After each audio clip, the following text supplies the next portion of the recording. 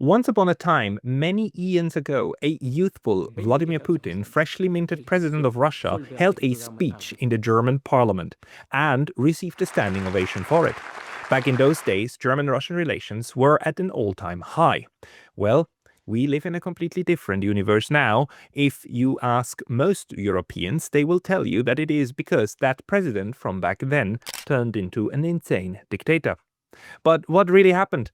How come that today Twitter is full of German intellectuals and politicians who can't wait for a direct war with Russia?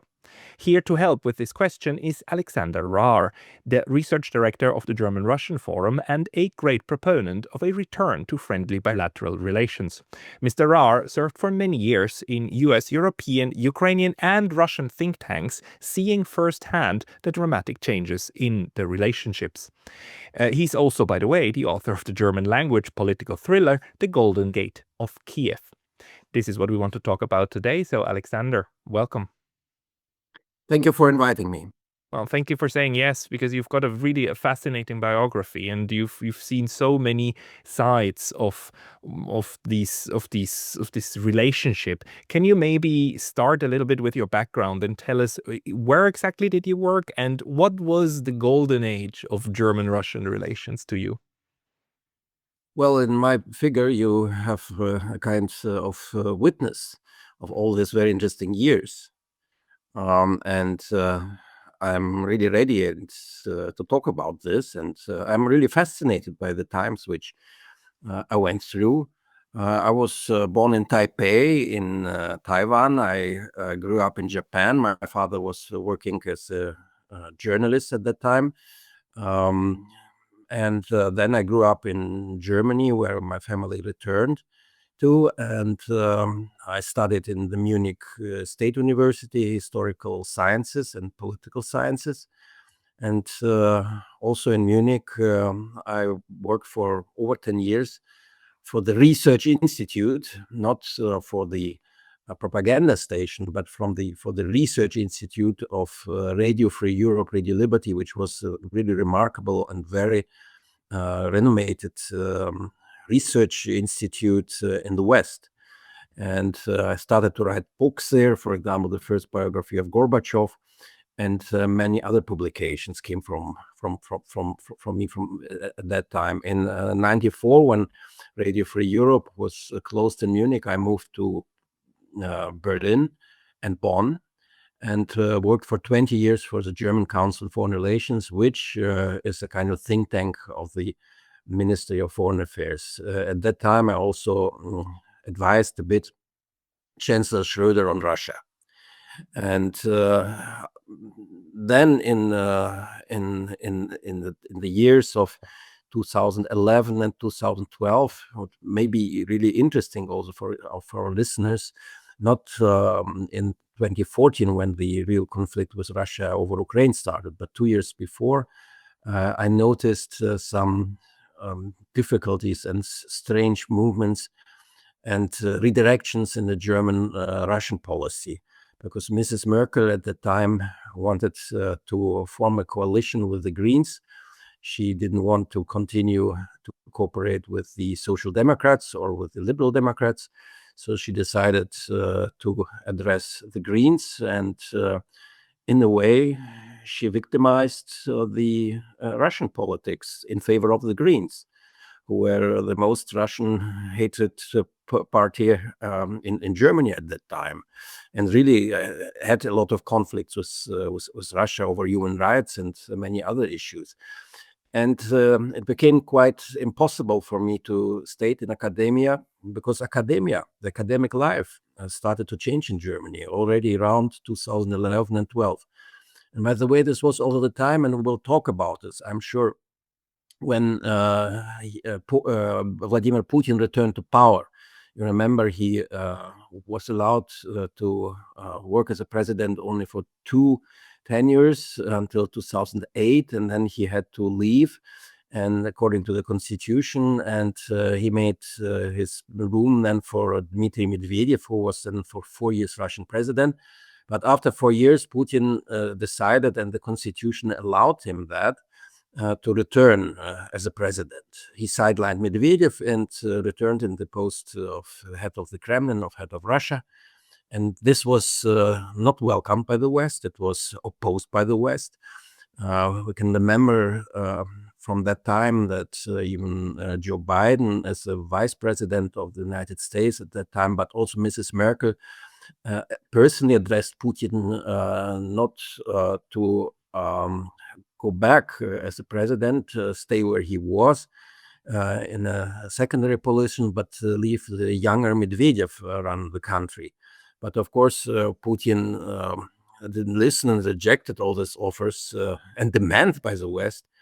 And I would say this was a time when the real conflict started between the West and Russia, mostly on the figure and the personality of Vladimir Putin, who became a very hated person, an enemy of the West because of his views, because of his traditional views, because of his geopolitical views, because, as people say here, about those imperialist thoughts, but mainly because his rejection of NATO expansion and his open fight with the West over NATO expansion. But let's go back very shortly to my biography. I then switched over to business because it was easier for me to consult business companies.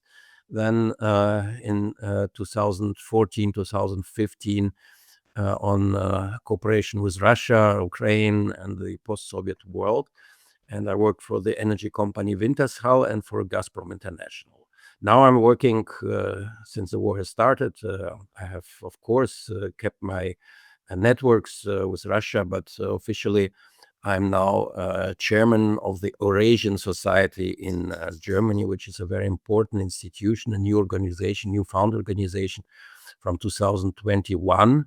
Which analyzes and cooperates with the former states, former republics of the Soviet Union on culture, political, and economic grounds. So I'm continue to follow the developments in the post-Soviet world. And yes, I was very happy that in the last 3 years I devoted myself to writing a monumental book called The Golden Gate of Kiev, where I tried to explain the roots of the conflict in Ukraine and the war in Ukraine. There is a long dialogue inside the book of journalists who, of course, you can detect it. It's me, with also under a different name, with a general from the FSB in a close ally of Putin, with whom I discuss how the war has started, how it couldn't have been prevented, and what the real goals of the conflicts between Russia and the West in Ukraine and outside the Ukraine are. And of course, important is also that the book is full of criticism of the failures to, and we will talk about this, is what your question, of the failures to establish a steady and stable relationship between the West and Russia over the past 35 years in the fall of the wall. There are many question marks concerning these developments, and I think a lot of things went completely wrong, and we could have corrected this when we were intelligent and interested in doing so. And thirdly, of course, it's a historical book, because it's important to understand Russia not from today. It is important for the Western public, and I wrote for the Western public that book. Russia has to be understood from its real roots, from its historical roots. So one of the plays in the book is about the difficult times of civil war in Russia in the beginning of the 17th century, when Ivan the Terrible died. His empire was destroyed. There were false tsars on the throne in Russia. There was intervention of the West. A lot of things which draw a lot of very interesting parallels to the world of today, to the European politics and the European architecture of today. And I really recommend people to deal with these historical facts and the historical reminiscence to understand today's policy.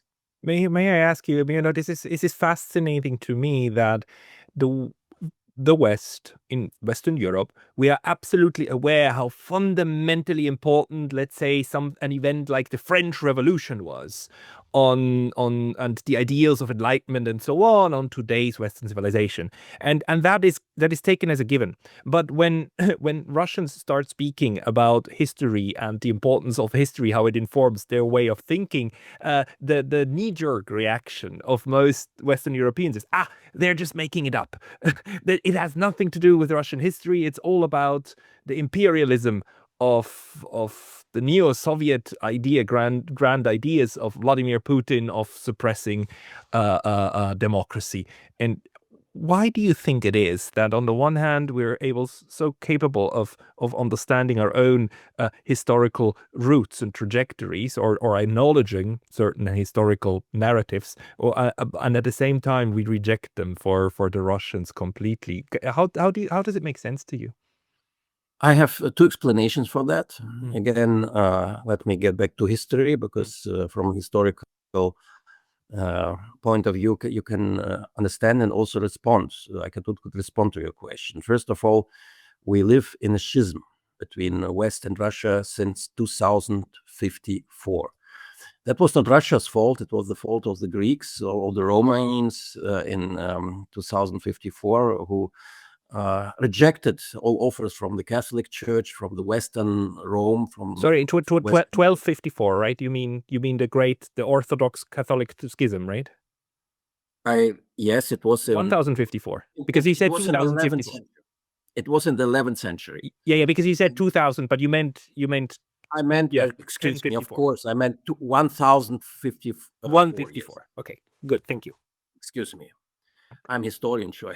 I should know. No problem. It's just like, we just so everybody You're right. is on the same page. And this schism continues till today. This is something which I try to explain in many books which I have written, because this is a very serious conflict. It has something to do with the fact that Russia, because it became an inheritant, took over the heritage of the Byzantine Empire, and we in the West took over the heritage of the Roman Empire. And there was a very serious split of Eastern and Western Rome. I would say 2,000 years ago, mostly 2,000 years ago. And we still suffer a lot from this very difficult traditions. Russia is more a traditional country. We are more a country in Germany and the West, which sticks to the ideals of the French Revolution, of progress, of a completely different kind of culture than the world in the East. And I would say that would not matter so much if there would not be also geopolitical conflicts, Central and Eastern Europe, which lands and countries, nations, cultures, which were between East and West, and there were always wars about this. We can talk about this if you want, but at the end, I would say that still in the centuries after Peter the Great, who opened the gate for Russia to Europe, there was a close relationship between Russia and the West, despite the Swedish War and the Nordic War. Nevertheless, of course, Russia was still seen as an quasi-enemy, as a strong country in the East, which was, from the Western point of view, aggressive, orthodox, not Catholic, has different roots, different traditions, but nevertheless, the cooperation started. And Russia became also more and more a European country, incorporated in the European world. And the West also became incorporated in the Russian world. There was a lot of Europeans moved to Russia and made career under the Tsar and helped to build up the Russian industry and so on and so forth. I would say the 19th century, the common victory of the Europeans, including Russia, over the French Revolution, over Napoleon, also brought Russia even deeper into the European affairs, into the European architecture. And yes, there was a Crimean War, which has something to do with the fall of the Osmanic Empire, where Russia, of course, wanted to become the main benefiter from the fall of the Turks and inherit Constantinople, Istanbul, and many of the of the Osmanic lands in Eastern Europe, in the southeastern Europe. In the West, of course, France and Germany, Prussia at that time, and the Brits had something against this. So there was a war over, in which was called in history the Crimean War. But nevertheless, the relations were not this so bad. I mean, they developed more and more into partnership, into alliances between France, especially France, Britain, and Russia, particularly also Germany and Russia under Bismarck, which was a golden age of cooperation. And as you know, during the First World War, the Tsarist Russia was very close allied with the Western powers against Germany. This was a war which was a European war, the first big world war, and where Russia was not seen as an ally country which should be seen only as an enemy of Europe. But then came the Bolshevik Revolution, and that is now my second and even more important point in answering your question. Don't forget, we lived now in 80 years of complete dismembering of Russia from Europe. I would say it like that. Russia was a communist country. It was a Soviet Union. It had its ideological goals. The Soviet Union wanted also to conquer the world with Marxist and Leninist ideas. It wanted to establish completely different ideological system, including in Europe and in the world, as capitalism or democracy in the West were. It were living in a confrontation, not during the Second World War. This was a big exemption where, again, the Western powers fought together with Soviet Union against a common enemy, the German Reich, the Hitler Reich, defeated it, but then didn't agree of common policy for Europe. Europe was divided and not rebuilt after the war, and that has implications till today, because I said 80 years of enemy and of animosities between the West and Russia. Now I would say we lived 45 years, since 45, in a on a stage of Cold War between Russia and all the Soviet Union and the West. And that we remember maybe less. You remember it less. I remember it more, because I grew up in the 70s and the 80s. I remember this Cold War. It was a time when there was an iron curtain going through Europe, where we couldn't travel to the East. People in the East couldn't come to the West. We hated each other. Nuclear weapons were directed against each other. There was a complete misunderstanding of what is happening on the other side. There was a Cold War. And then the Cold War ended suddenly under Gorbachev in the Soviet Union, who conducted his perestroika and started to liberalize the Soviet Union. It was not a defeat of the Soviet Union, as it's seen in the West, from my point of view. And this is another misunderstanding, because the West today, in his triumphalism, is thinks and is completely understand that, or thinks to understand that the Cold War was won only by the West, by the better ideas, by the better system, by the better ideology, by the right values, and so on and so on. And the wrong values which the Soviet Union had were defeated.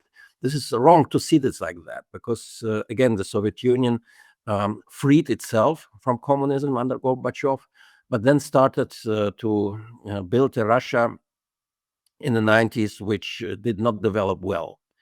And that was a time in the 90s, I would say, where we had all a unique historical chance to form a common architecture for Europe. And we missed this chance. And the Russians were in favor of that. I think partly even forces in the United States were not against this, as long as America was part of this common system. And the Europeans, well, they neglected this idea, but nevertheless, they also, some of the Europeans voiced support for this idea. But at the end, it didn't work out.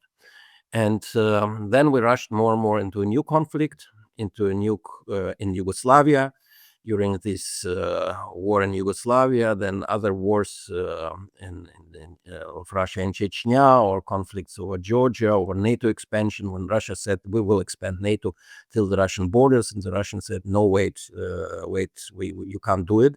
It's an offensive act against us. We will reject this. We will fight it. It's also at the cost of war at any price. Yeah. We misunderstood this. We thought that Russia was too weak to confront us.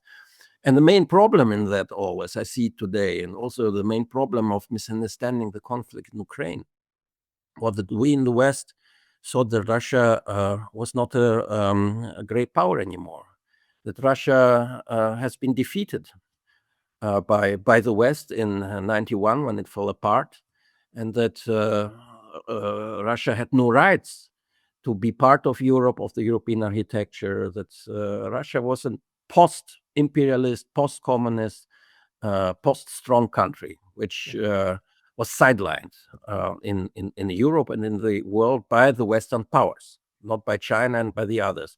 This is the root of the conflict, I would say. And now I don't know how we get out of this conflict, out of this dilemma, but at the end, we will need to find a new way to reestablish relations with Russia, with other powers outside the West, in the new multipolar world, with forming new institutions, new multipolar institution, in order to save the world from an atomic war.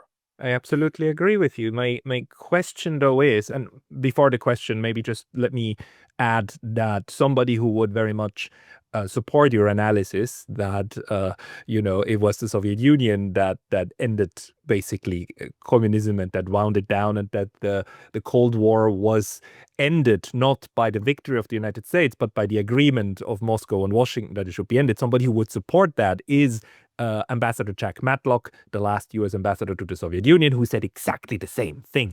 He keeps making the point, we ended the Cold War because it was in the interest of both parties. And the collapse of the Soviet Union happened later, connected but different reasons, but it happened later. The issue to me, though, is that for the longest time, I also understood especially the war in Ukraine, as the outcome of a large misunderstanding and a misalignment of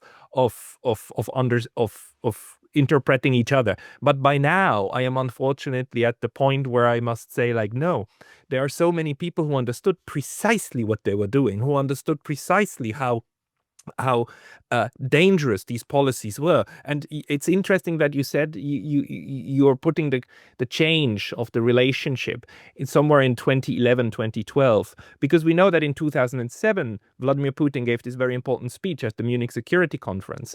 And already back then, he was laughed out of the room, basically, he was portrayed, not laughed out of the room, but he was portrayed as being already anti-Western and so on. But you can clearly see a trajectory, right, of the way that the West then started systematically to antagonize Russia. And we know about people like Mr. Brzezinski and so on, and the Great Game, and the idea that you need to make sure that the Germans and the Russians never unite, because otherwise, a peaceful, stable Eurasian continent would checkmate the United States. And there are people who think in those categories and those terms in the United States. I usually call them the neocons, who want to foster animosity.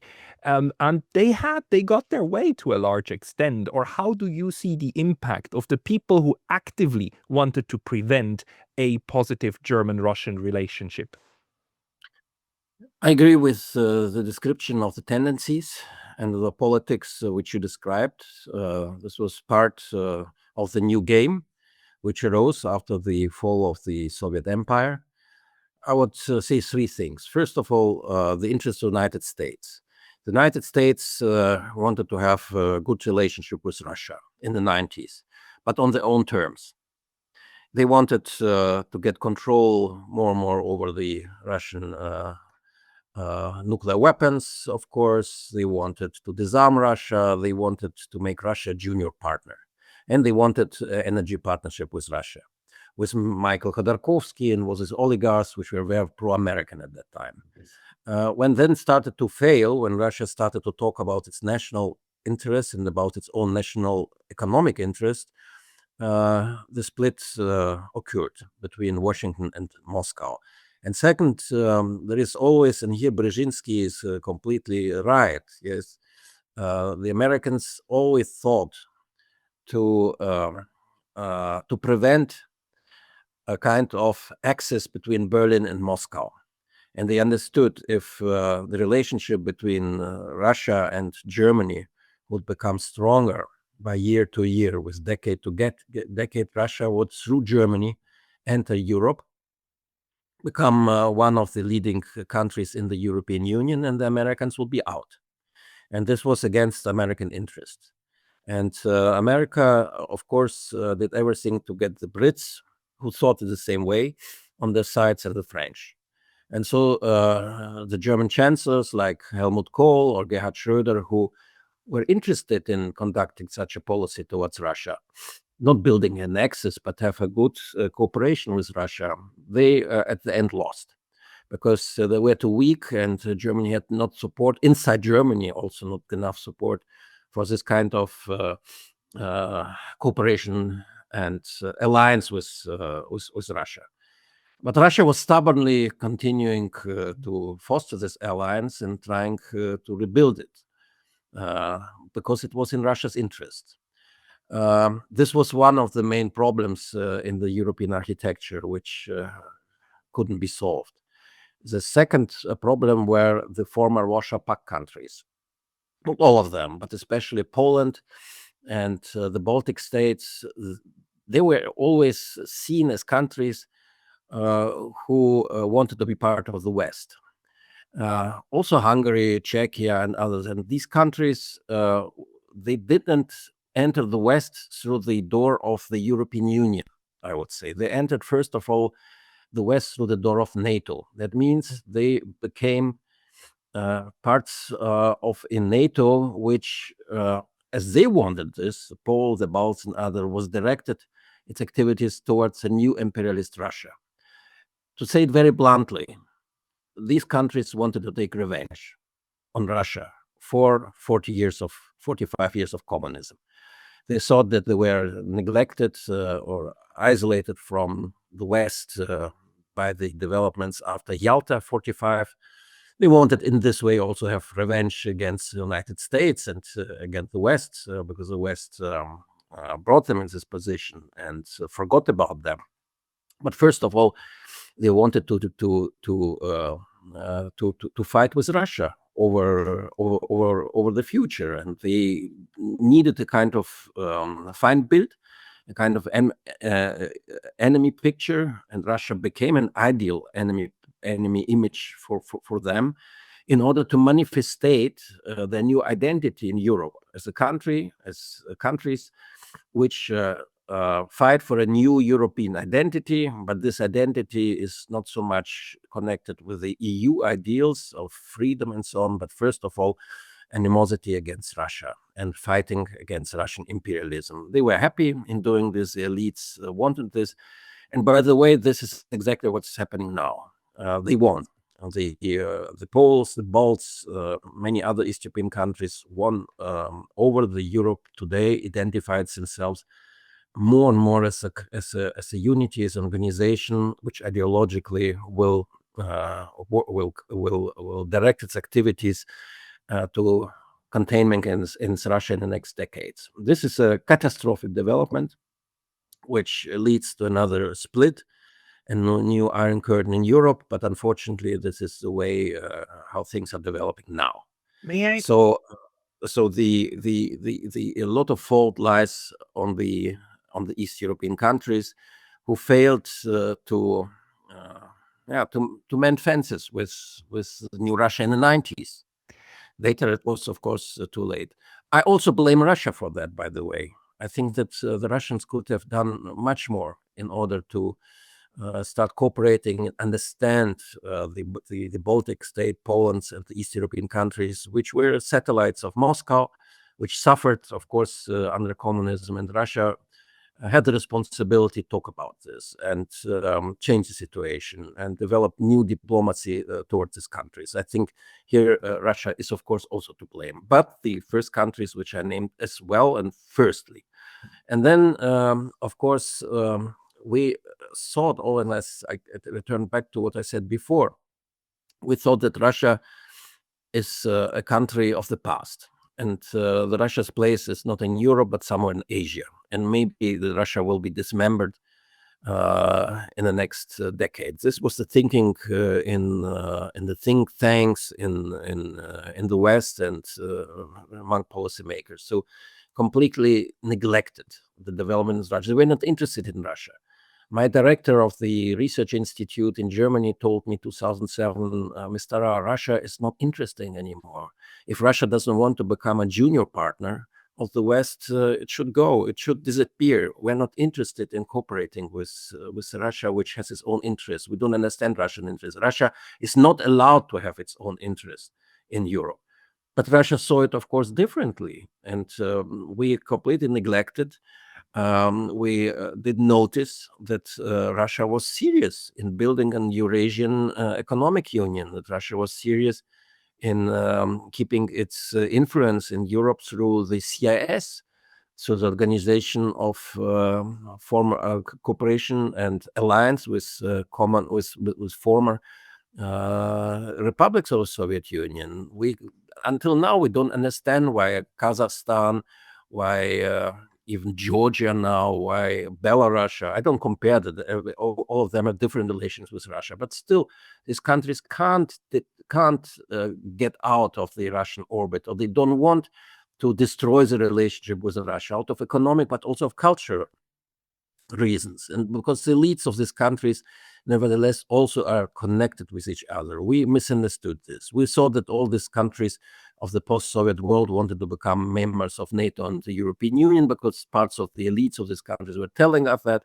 But at the end, we should have understood that the best way to cooperate with Eastern Europe at that time would have been an alliance, a kind of free trade zone or something like that between the European Union and the Eurasian Economic Union, a chance which has been completely missed, an idea which has not been developed by Moscow, by imperialist Moscow, but, for example, by Nazarbayev, the head of Kazakhstan at that time, who wanted this, and also other leaders of the post-Soviet world, of the republics, proposed this to the West. We didn't want that. The Americans didn't want it, and at the end, the European Union saw that the Eurasian Union has only been developed in order to strengthen the Russian imperialism, which was simply wrong.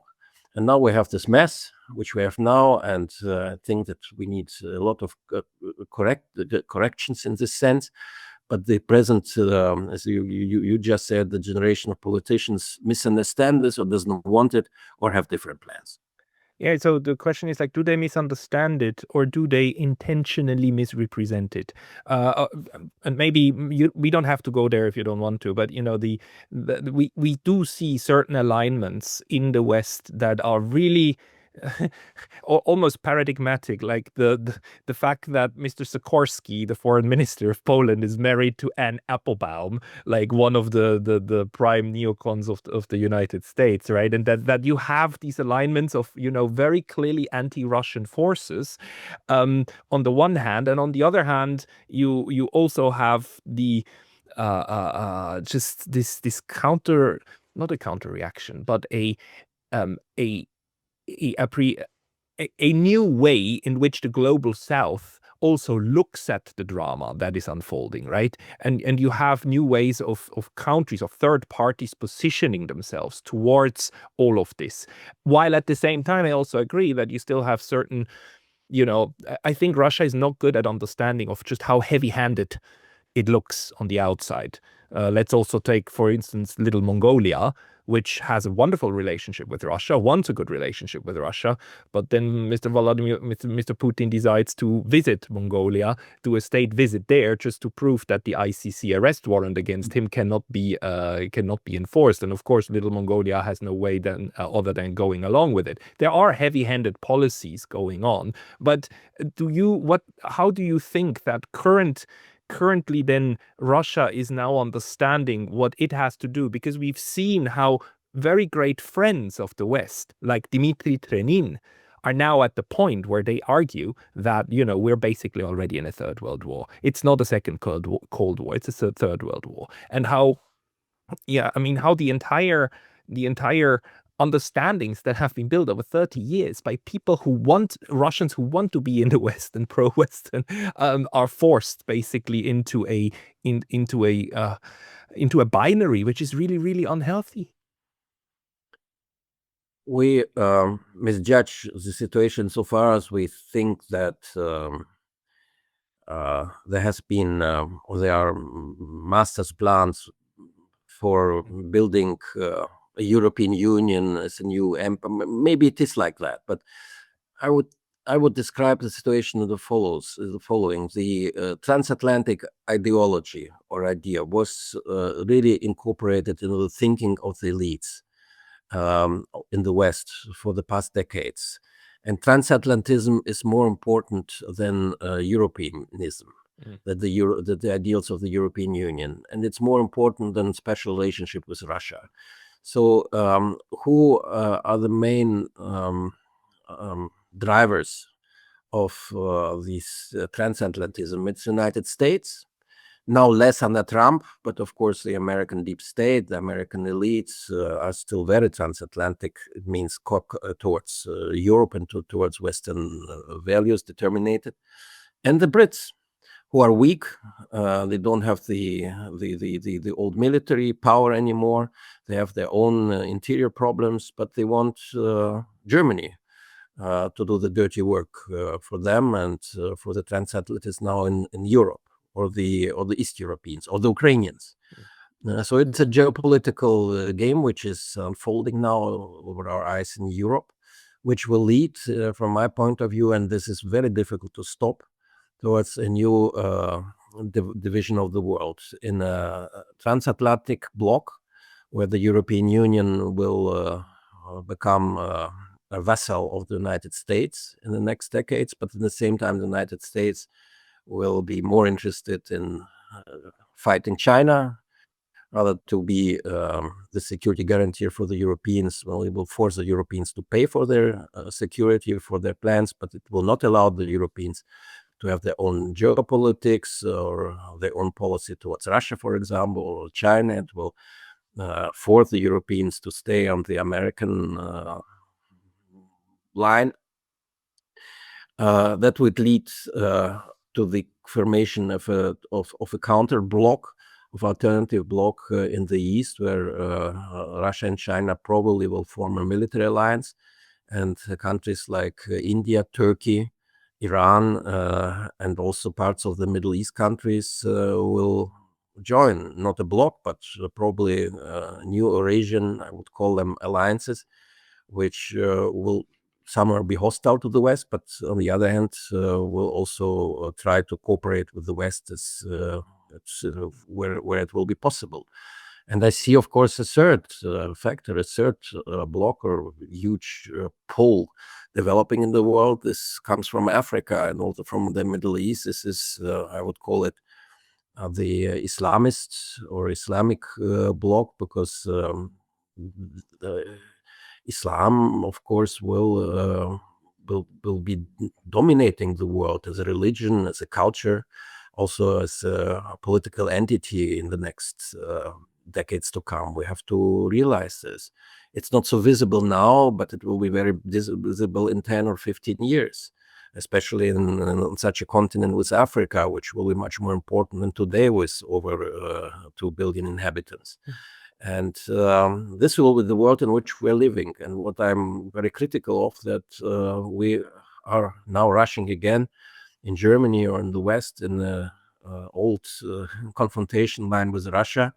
We are maybe wanting and searching again for continuing this East-West conflict, while the real conflict will not be an East-West conflict in the next decades, but a conflict between North and South, because of the challenges which come from the South for the North, which we understand now. We will see them, but we don't grasp them as we should at the present moment, because they don't seem so serious or so dangerous to us for now. This is the world of today, of tomorrow, and what I wanted to say is that all what we're discussing now is important for today. But I hope that the next generation of politicians of tomorrow will understand that it needs completely different methods and multipolar institutions to stabilize the world, to save the world from destruction, from a new nuclear war. I don't think that we will win a nuclear war. I disagree that we are in a third world war, as Stranian said. We are in the conflict in Ukraine is still localized. Thanks God. Thanks God, it could have been, kept to Ukraine. And in 2002, I agree, the United States experts are saying there was a danger that Russia would use a nuclear weapon in order to hinder the new attacks of Ukraine against the Russian army. But Russia didn't use its nuclear weapons, and now it's winning in Ukraine, slowly but winning. I think what we will see, if you are interested in my opinion, I would say very soon, probably maybe at the end of this year or next year, we will see the division of Ukraine. Yeah. East Ukraine will go to Russia, and the western parts of Ukraine and the central parts of Ukraine, which is, by the way, a victory of the West, also of Ukraine, will stay as they are and will be part of EU, because the European Union, Germany and France, other countries will be forced, and also by the United States, to do more for Ukraine, and will take Ukraine into the European Union, despite of the protests and opposition of many European countries, which for economic, financial reasons think that the European can't afford incorporating such a huge country with such problems as Ukraine into Europe. But it will nevertheless happen for political reasons. And by the way, I will say something which I think most of people will dislike, but I'm a historian. When the Soviet Union break apart in 91, I was a young person. I was working at that time at Radio Free Europe.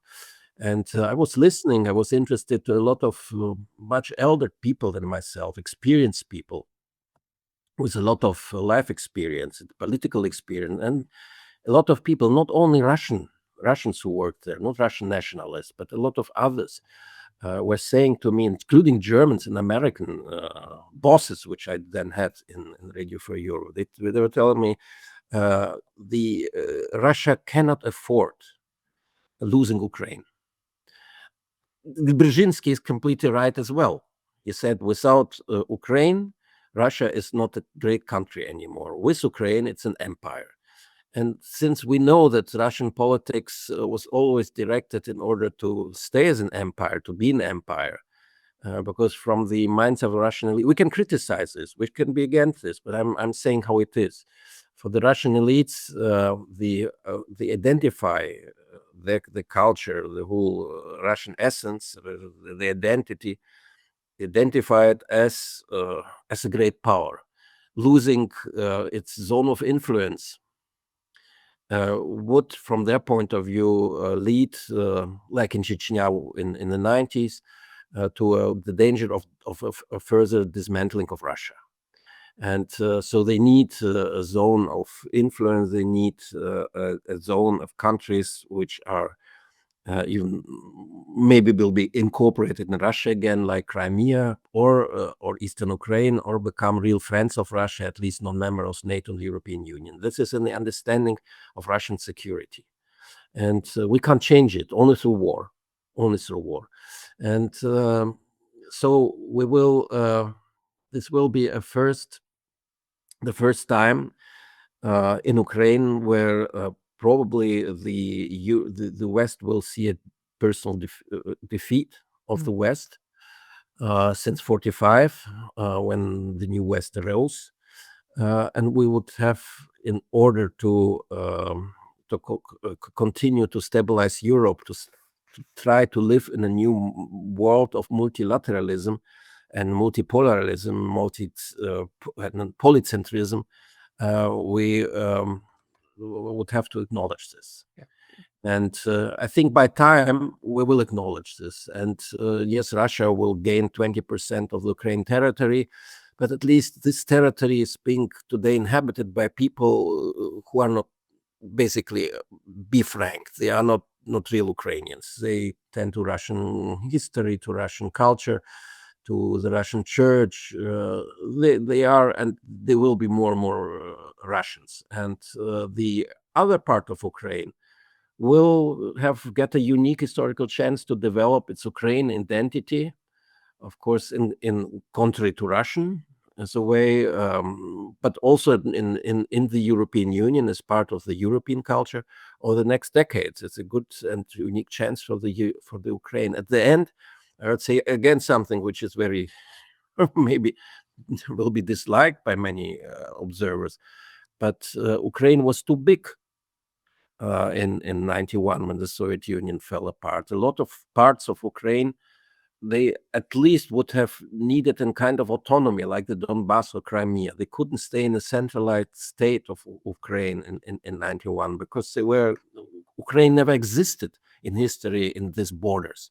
It is now, and this is not Russia propaganda, it's history. I mean, today it's being said that this is Putin's world. It's not Putin's world. It is what has been known by historians and by everyone who deals with East European history as a whole. So at the end, there might be a way out of this crisis. There will not be a third world war, but there will be a latent conflict in which we too will continue to live.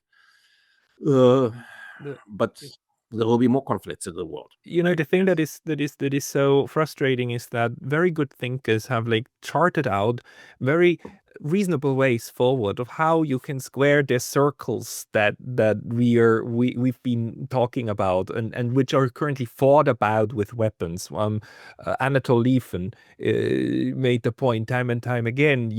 Large Ukraine, the way it was, could have very well existed had it been a federal state and a neutral state, because that would also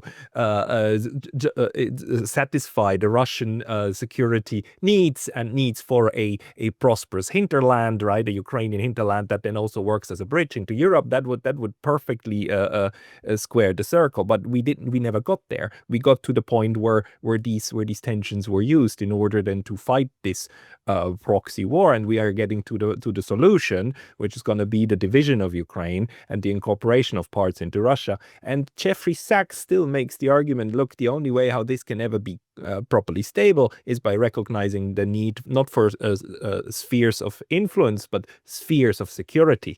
Because even I think under your conception, the rest Ukraine might become a member of EU, but it will never become a member of NATO because Russia will just not cease the military its military intervention if that was still the goal. I mean, or do you see do you see the future of that rest of Ukraine inside NATO actually as well?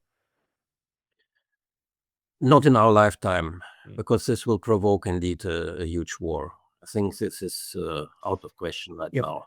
But we also learned, sorry, just to interject, we also learned that NATO actually doesn't want a direct war. They're happy with the proxy war, but they prevented actually from being themselves sucked into a direct confrontation, right? That's something that at least for the moment also stands as a learning outcome.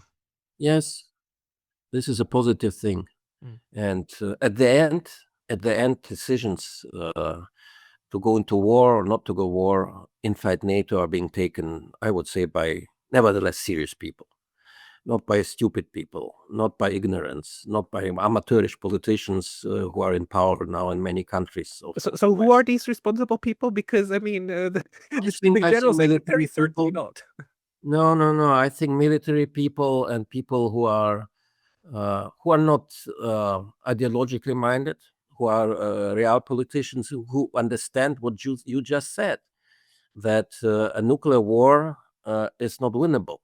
Nobody will win a nuclear war. It's bullshit to think that all Russian nuclear weapons or rockets, which will be launched against the United States, will be shot down over the Atlantic or over the Pacific Ocean.